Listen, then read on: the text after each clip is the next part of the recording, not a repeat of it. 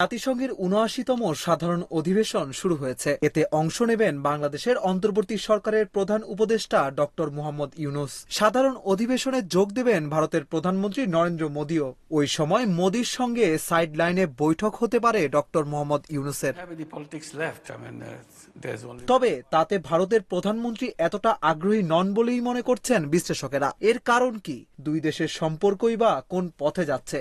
বাংলাদেশ ও ভারতের মধ্যকার সম্পর্ক এখন তলানিতে, এমনটাই বলছেন বিশ্লেষকেরা। ছাত্র জনতার আন্দোলনের তোপে গত ৫ আগস্ট শেখ হাসিনার সরকারের পতনের পর এই বিরূপ সম্পর্কে শুরু। বিভিন্ন সংবাদ মাধ্যমের প্রতিবেদন মতে বর্তমানে শেখ হাসিনা ভারতে অবস্থান করছেন। তার বিরুদ্ধে শতাধিক মামলা রয়েছে। তাকে দেশে আনার ব্যাপারে অন্তর্বর্তী সরকার ইতিবাচক বার্তাই দিয়েছে। তবে ভারত তাকে ফেরত দেবে কিনা সেটি বড় প্রশ্ন। এরই মধ্যে ভারতের প্রধানমন্ত্রী নরেন্দ্র মোদীর সঙ্গে অন্তর্বর্তী সরকারের প্রধান উপদেষ্টা ডক্টর মোহাম্মদ ইউনূসের বৈঠকের কথা চলছে। তবে এতে মোদী তেমন আগ্রহী নন বলেই মনে করছেন বিশ্লেষকেরা। তারা বলছেন বৈঠকে শেখ হাসিনাকে প্রত্যর্পণ করার ব্যাপারে আলোচনা উঠতে পারে। এছাড়া সীমান্ত হত্যা নিয়েও আলাপ হতে পারে। এজন্যই মোদী বৈঠক করতে চাচ্ছেন না। এ ব্যাপারে ওয়াশিংটনের দ্য উইলসন সেন্টারের সাউথ এশিয়া ইনস্টিটিউটের পরিচালক মাইকেল কুগেলম্যান সংবাদ মাধ্যম সাউথ চায়না মর্নিং পোস্টকে বলেন, দুজনের আলোচনায় সবচেয়ে বেশি গুরুত্ব পেতে পারে শেখ হাসিনার ভারতে অবস্থান। মোদী যদি বৈঠক করেনি তাহলে এই ইস্যুর সামনে পড়তেই হবে। তিনি চাইলেও এড়িয়ে যেতে পারবেন না। সরকারি চাকরিতে কোটা ব্যবস্থা সংস্কারের দাবিতে গত জুলাইয়ে বাংলাদেশের বিভিন্ন রাস্তায় ব্যাপক আন্দোলনে নামেন শিক্ষার্থীরা।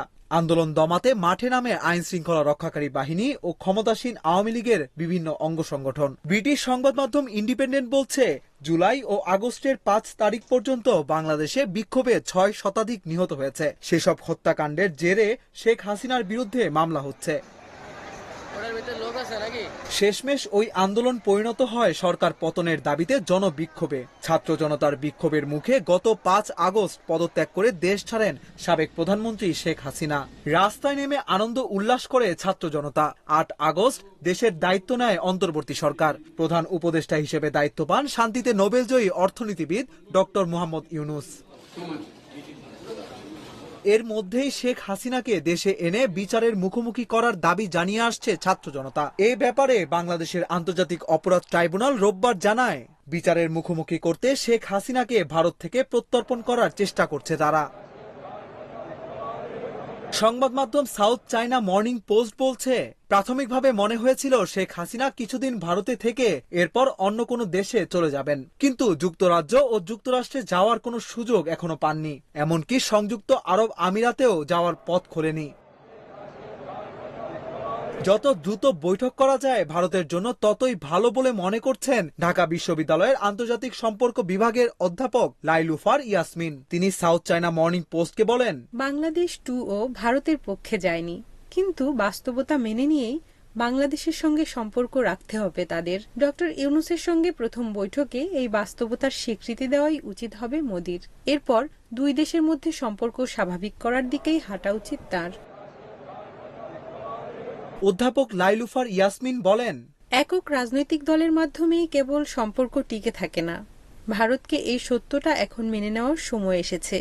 দক্ষিণ এশিয়ায় ভারসাম্য না রেখে বিশ্বের পরাশক্তি হতে পারবে না ভারত।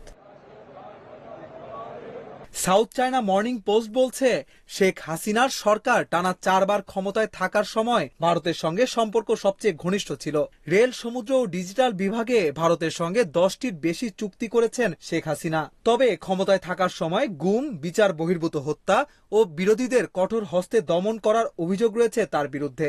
এমনকি তার সময়ের ৩টি জাতীয় নির্বাচন নিয়ে প্রশ্ন ওঠে জাতীয় ও আন্তর্জাতিক মহলে। কিন্তু ভারত বরাবরই এসব নির্বাচনের ফলকে স্বাগত জানিয়ে আসছে। এ কারণে বাংলাদেশের প্রায়ই দেখা যায় ভারত বিরোধিতা।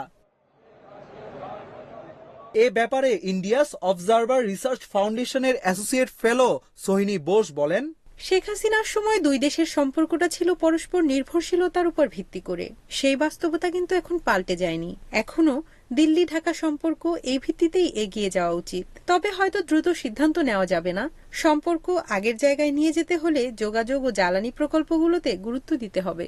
দুই দেশ গত নভেম্বরে ৩টি বড় প্রকল্প উদ্বোধন করে। এগুলো যোগাযোগ ও জ্বালানি ভিত্তিক।